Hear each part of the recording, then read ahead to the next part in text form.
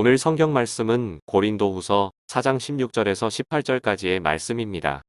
그러므로 우리가 낙심하지 아니하노니 우리의 겉사람은 낡아지나 우리의 속사람은 날로 새로워지도다. 우리가 잠시 받는 환난에 경한 것이 지극히 크고 영원한 영광에 중한 것을 우리에게 이루게 함이니 우리가 주목하는 것은 보이는 것이 아니요 보이지 않는 것이니 보이는 것은 잠깐이요 보이지 않는 것은 영원함이라. 사람이 어떻게 살아가느냐에 따라 가지고 어떻게 생각하는가, 어떻게 이 사건을 받아들이고 해석을 하느냐에 따라서 그 사람의 운명과 인생이 결정되곤 합니다. 마지막 순간까지도 우리가 올바른 생각을 잘 하게 되면 이 세상에서 승리할 수 있지만, 우리가 생각을 잘못하게 되면 낙담하게 되고 결국 자살로 이어지게 되고 자신의 삶을 포기하는 인생으로 나가기도 한다는 사실입니다. 오늘 성경 본문에 있는 내용은 우리의 삶 속에 우리가 올바른 생각을 가지고 이 땅에 진정한 하나님 나라를 위하여 쓰임받을 수 있는 일꾼의 길이 어떤 길인가, 또 그 사람은 어떤 삶을 살게 되는가 하는 것을 중요하게 보여주는 말씀이기도 합니다.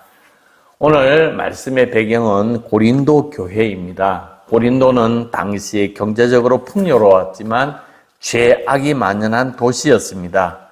사도 바울이 그 지역에 정말로 어렵게 1년 6개월 고생한 후에 고린도 교회를 세우고 난 다음에 떠나자 그 교회는 파당과 분열이 일어났고 사치와 쾌락과 이단에 빠지게 되었습니다.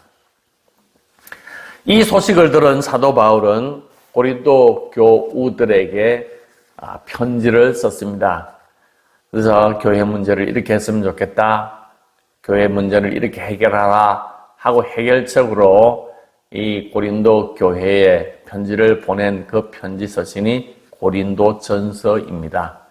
그런데 고린도 전서의 그 내용을 받고 고린도 교회 교인들이 할렐루야 아멘으로 다 받아들인 것이 아니라 또 일부 몇몇은 사도 바울은 사도가 아니다, 사도 바울은 예수 그리스도의 복음을 모른다 그러면서 모욕을 하고 조롱을 하면서 사도 바울의 그 훈계와 사도 바울의 지시를 따르지 않았습니다.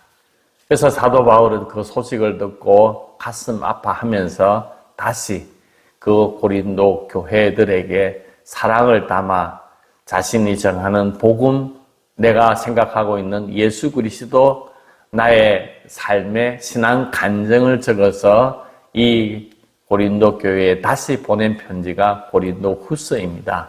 이 후서를 받고 많은 고린도 교회 교인들이 저항하지 않고 그 편지를 받아서 회개하고 올바른 신앙으로 회복되었다 하는 것이 고린도 후서의 아주 아름다운 내용이기도 합니다. 오늘 그 고린도 후서 가운데 고린도 후서 4장은 이 고린도 후서의 전체의 중심이라고도 말할 수가 있습니다. 16절 이렇게 시작합니다. 그러므로, 그렇게 이야기를 합니다. 그러므로 하는 이 얘기는 사도 바울이 내가 예수님 때문에 영원한 생명을 누리게 되었다. 그래서 하나님이 독생자를 이 땅에 보내주셔서 우리를 사랑하여 주시고 구원의 길로 인도하여 주신 예수 그리스도, 그 예수 그리스도를 믿는 자는 영원한 생명을 누리게 된다. 그럽니다. 그러므로 영원한 생명을 누리는 이 땅에 하나님의 귀한 백성들이 살아가야 할 삶의 모습 속에는 결코 낙심하지 말아야 한다 하고 이야기를 하고 있습니다. 16절에 보면 우리가 낙심하지 아니하노니 그렇게 이야기를 하면서 사도 바울은 오늘 고린도후서 4장에 이 낙심하지 아니한다 하는 얘기를 1절, 8절, 16절에 계속적으로 반복하고 있습니다. 1절에는 이러므로 이 직분을 받아 긍휼하심을 입은 대로 낙심하지 아니하고, 8절에는 우리가 사방으로 우겨섬을 당하여도 쌓이지 아니하며 답답한 일을 당하여도 낙심하지 아니하며, 이 낙심이라는 단어는 카코스라고 하는 말인데 가치 없는, 해로운이라는 뜻입니다. 낙심은 아무런 가치가 없는 백해무익한 것이라는 것입니다. 사탄 마귀가 우리를 넘어뜨리고 우리를 공격하려고 할 때 사람을 낙심시켜서 자기 스스로 포기하도록 만드는 사탄의 괴계라고 하는 것입니다. 이런 어떤 사탄의 괴계에 우리가 낙심하지 말아야 할 이유를 이 세 가지를 들어서 이야기를 하고 있습니다. 우리는 이 세상에 살면서 이 세 가지 때문에 낙심해요. 첫째는 우리의 인생이 늙어간다는 것, 두 번째로는 우리의 인생 가운데 환난을 당하게 될 때, 세 번째로는 우리 눈에 보이는 이 욕망이 내 안에 내가 그 욕망을 이루어 나갈 수 없을 때 낙담하게 되는 것입니다. 이런 어떤 인생에 낙심케 하는 이 세상에서 우리는 세 가지의 이유로 우리가 이 낙심하지 않는 성도의 길, 하나님께서 우리에게 가르쳐 주고 있습니다. 첫째는 우리의 속사람이 강해지기 때문에 그렇습니다. 16절에 보면 우리가 낙심하지 아니하노니 우리의 겉사람은 낡아지나 우리의 속사람은 날로 새로워지도다 그랬습니다. 나이가 들수록 육신은 쇠약해지고 추해질지 모르나 우리의 영혼은 날마다 새로워진다. 왜냐하면 신안에 경륜이 쌓이기 때문에 그렇습니다. 사도 바울은 영혼을 사모했습니다. 그래서 낙심하지 않고 소망 중에 하나님 나라를 바라다보며 이 땅에 풍성한 삶을 누릴 수 있었다고 고백을 하고 있습니다. 사람이 늙으면 이런 노화 현상이 나타나게 됩니다. 그런데 여러분 걱정하지 마십시오. 우리의 이 육신은 잠시 잠깐이기 때문에 그렇습니다. 영어 속담 가운데 이런 말이 있습니다. 아름다움은 그냥 피부 한 장의 두께다 그랬습니다. 외적인 아름다움이란 껍데기 한 장 벗기면 다 똑같다는 것입니다. 그러나 그 내면의 세계가 푸르고 맑다면 그것은 전혀 다른 세상을 살게 되는 것입니다. 우리의 신앙의 연조 또 인생의 연조가 더하면 더할수록 우리가 좀 더 성숙해지고 많은 기도를 하고 또 많은 경험을 하고 또 하나님과 영적 교제를 깊이 하면 할수록 우리의 속사람은 날로 새로워지게 되고 강건한 삶으로 변화되는 것입니다. 우리가 이 땅에 믿음으로 산다고 하는 것은 그 사람을 위해서 살아가는 것이 아니라 우리의 속사람을 위해서 살아가는 것입니다. 예수 그리스도를 구주로 고백하는 성도는 그 사람, 곧 육체적인 문제로 결코 낙심하지 아니한다는 것입니다. 세월이 흘러갈수록 사람의 욕심은 쇠하여지고 늙어갑니다. 그러나 우리가 결코 낙심하지 않는 것은 하나님을 향한 우리의 속사람이 날로 강하여지기 때문에 그렇습니다. 가수 노사연이 부르는 바램이라는 노래의 가사에 이런 노래가 있습니다. 우리가 늙어가는 것이 아니라 조금씩 익어가는 겁니다. 그렇게 이야기를 했습니다. 우리로 얘기하면 성숙되어져 간다고 이야기를 하고 있습니다.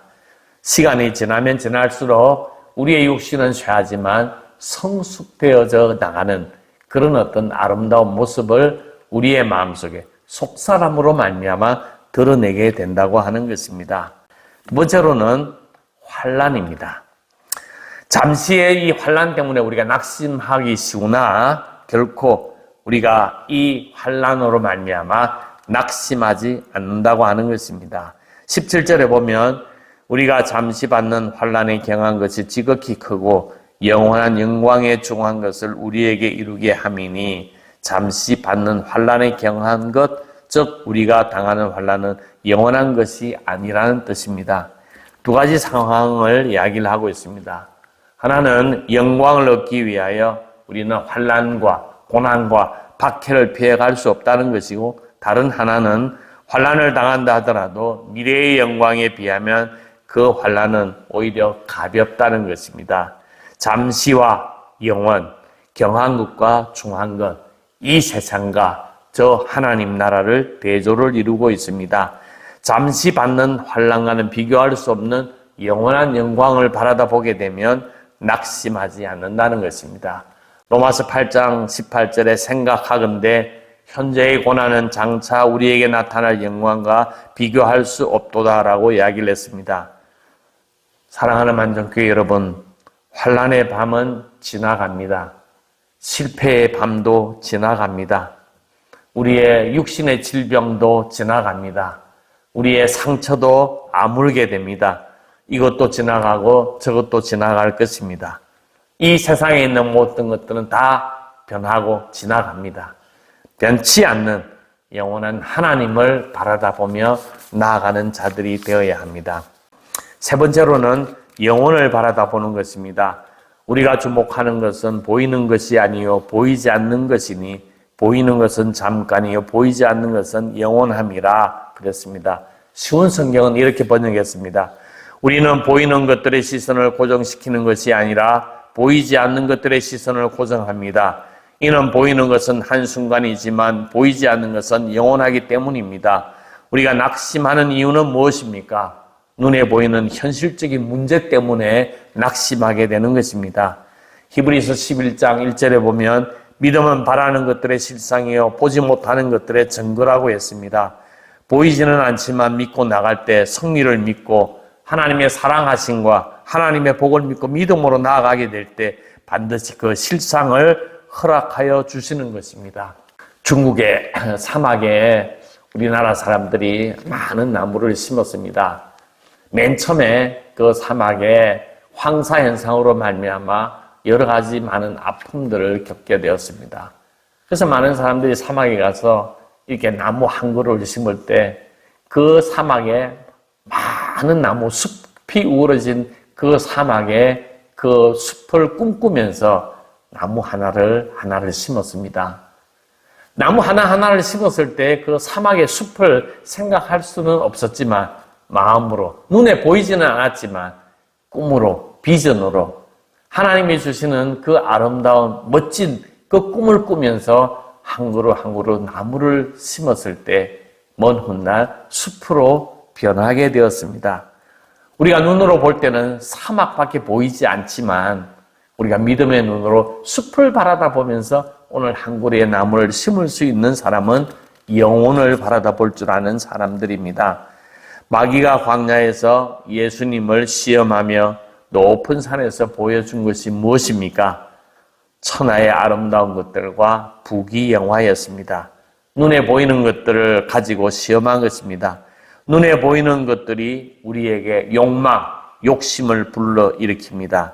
그러나 그것은 잠깐의 영광이고 쉬 사라지는 것인 것입니다. 보이지 않지만 영혼을 바라다 보게 될 때 우리는 이 땅에 낙심하지 않는 것입니다. 보이는 것보다 보이지 않는 것을 추구하는 신앙인이 진정한 그리스도인입니다. 보이지 않는 영혼의 세계를 바라보는 사람은 절대로 낙심하지 않기 때문입니다. 사람은 무엇을 바라보고 사느냐에 따라서 그 사람의 운명이 결정됩니다. 믿음의 주여 온전케 하시는 예수 그리스도를 바라다보자.